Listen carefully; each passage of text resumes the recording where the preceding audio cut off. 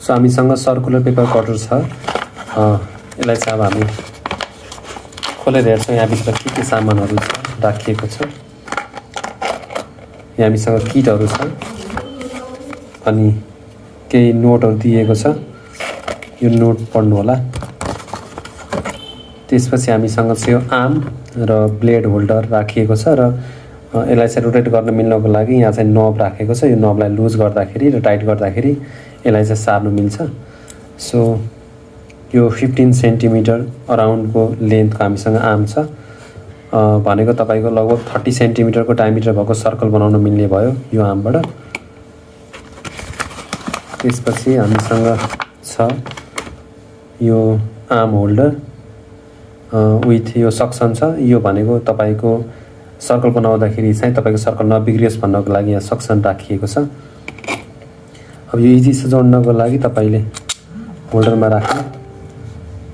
त्यसपछि अब यहाँ ब्लेड राख्नुपर्ने हुन्छ, सेफ्टीको लागि ब्लेड छुट्टै आउँछ। सो यहाँ चाहिँ एउटा सेपरेट ब्लेड होल्डरको सेट छ हैन। त्यसपछि सक्सनको लागि चाहिँ एक्स्ट्रा सक्सनहरू राखिएको छ। यदि त्यो उक्यो भने चाहिँ एक्स्ट्रा सक्सन यो जोड्न मिल्छ। र त्यसपछि ब्लेड होल्डर छ, यहाँ भित्र ब्लेड राखिएको हुन्छ। सो यहाँबाट हामीले चाहिँ एउटा ब्लेड निकाल्छौँ।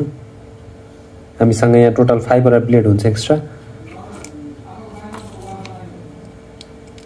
सो यसलाई चाहिँ हामीले सेफ्टीली यहाँ भित्र राखिदियौँ। अब यो ब्लेडलाई चाहिँ हामीले फिट गर्नुपर्ने हुन्छ। सो त्यसको लागि चाहिँ हामीसँग यहाँ यो जुन नब छ यसलाई हल्का लुज गर्नुपर्ने हुन्छ। यो अलरेडी लुज नै छ। अब यो ब्लेडलाई चाहिँ त्यहाँभित्र फिट गर्नुपर्ने हुन्छ।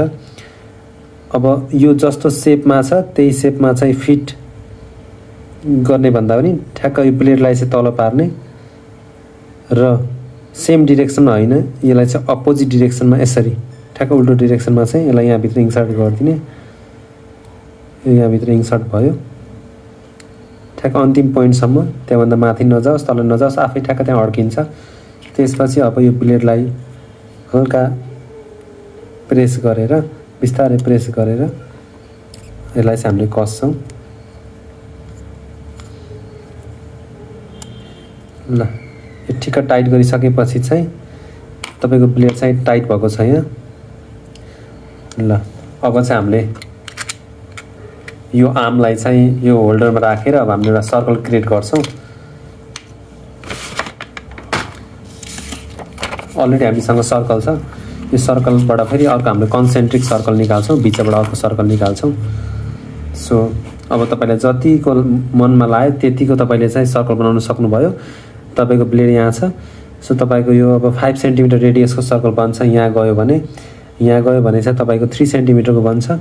सो हामीले चाहिँ ठ्याक्क 5 को बनाउनको लागि हामीले हल्का लुज गर्छौँ। लुज गरिसकेर हामीले ठ्याक्क 5 मा लिएर जान्छौँ र यसलाई हामीले टाइट गर्छौँ। यो टाइट गर्नको लागि चाहिँ यो माथिको स्क्रू यो टाइट भएन भने स्क्रूबाट टाइट गर्दा पनि हुन्छ। सो अब हामीले चाहिँ यसलाई यहाँ सेन्टरमा राखेर तपाईले यहाँ पेन यहाँ बिचमा पेन इन्सर्ट गरेर पनि सेन्टर पोइन्ट निकाल्न सक्नुहुन्छ। अब हामीले यसलाई रोटेट गर्छौँ। तपाईको आर्मलाई चाहिँ रोटेट गरिसकेपछि यहाँबाट सर्कल निस्किन्छ। सो हाम्रो सर्कल रेडी भएको छ। यो हाम्रो अर्को कन्सेन्ट्रिक सर्कल भयो है।